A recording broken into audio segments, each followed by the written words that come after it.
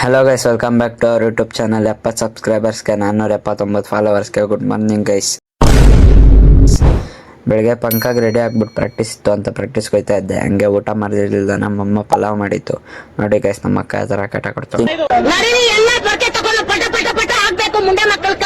ಇನ್ಕೊಂಡು ಕ್ಲಾಸಿಗೆ ಬಂದರೆ ಪ್ರಾಪ್ಸ್ ಎಲ್ಲ ರೆಡಿ ಮಾಡಿಬಿಟ್ಟಿದ್ರು.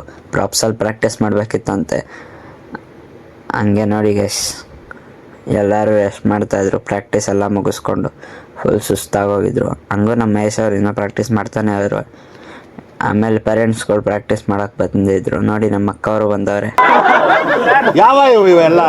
ಕೆಳಗೋದ್ರೆ ಜೆಂಟ್ಸ್ಗಳು ಪ್ರಾಕ್ಟೀಸ್ ಮಾಡ್ತಾಯಿದ್ರು. ಮಾತನ್ನ ಹೇಳ್ಕೊಡ್ತಾಯಿದ್ರು ಗೈಸ್.